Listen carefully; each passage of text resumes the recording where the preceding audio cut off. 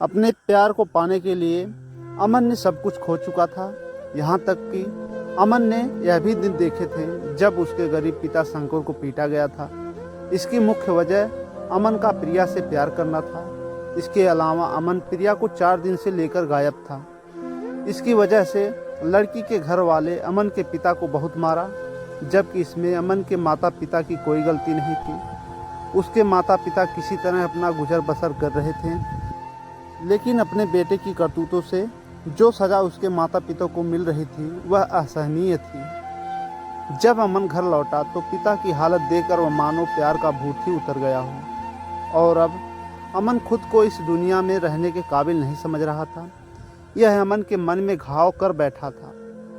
अमन सोचने लगा कि मानो गरीब के लिए प्यार बना ही नहीं है। वह माता पिता के इलाज के लिए पैसे का इंतजाम करने लगा। उसने सारे रिश्तेदारों और नज़दीकियों से हेल्प की गुहार लगानी शुरू कर दी। उधर पुलिस उसे लड़की को गायब करने के आरोप में जेल भेज दिया। वाकई जब जीवन में मुसीबत आती है तो हर तरफ से मुसीबत ही आती है। इधर अमन को जेल में मात्र 2 दिन बीते थे। अमन के पिता असहनीय पीड़ा और इलाज ना मिलने की वजह से स्वर्ग चल बसे। अब अमन यह सब देख समझ नहीं पा रहा था, आखिर करे तो क्या करे। क्या उसको प्यार की इतनी बड़ी सज़ा मिलनी चाहिए थी? अगर प्यार की सज़ा माँ बाप को भुगतना पड़े तो वह एक बेटे के लिए सबसे बड़ा कष्ट होता है।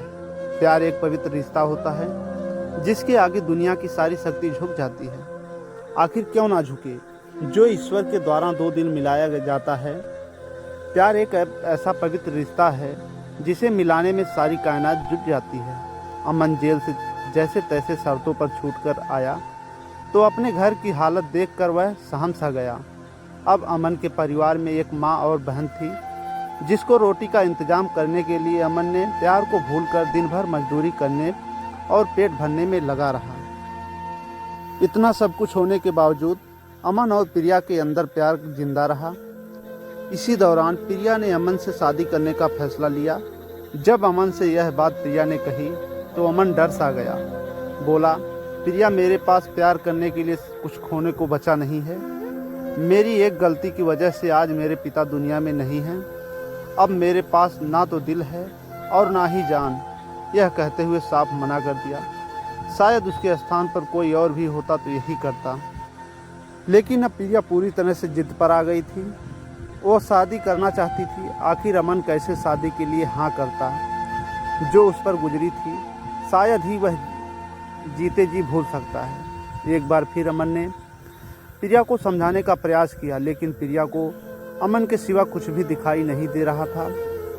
प्रिया ने कहा, अगर आप मेरे नहीं हो सकते तो मैं किसी की नहीं हो सकती और मैं जान दे दूंगी। जब अमन को लगा यदि हम इसकी ज़िंदगी से दूर होंगे तो यह शायद ज़िंदगी जीने की उम्मीद छोड़ दे देगी, तो अमन एक बार फिर हिम्मत जुटाने का प्रयास किया और दोनों ने कोर्ट में जाकर शादी कर लिया।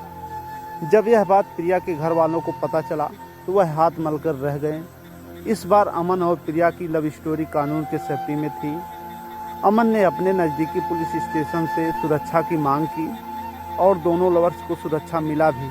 अमन अब अपना बिजनेस करने लगा और दोनों खुशी से रह भी रहे हैं। आज दोनों के पास बच्चे भी हैं, लेकिन फ़र्क इतना है, बचपन की गलियों से दूर बसे हैं जहां से उन्होंने प्यार की शुरुआत की थी। आपको इस कहानी से क्या सीख मिलती है? क्या अमन अपने पिता को खोकर शादी के बाद भी चैन से रह पाएगा? तो दोस्तों कमेंट में ज़रूर बताइएगा कैसी लगी कहानी। फिर मिलते हैं किसी नई कहानी के साथ। धन्यवाद दोस्तों।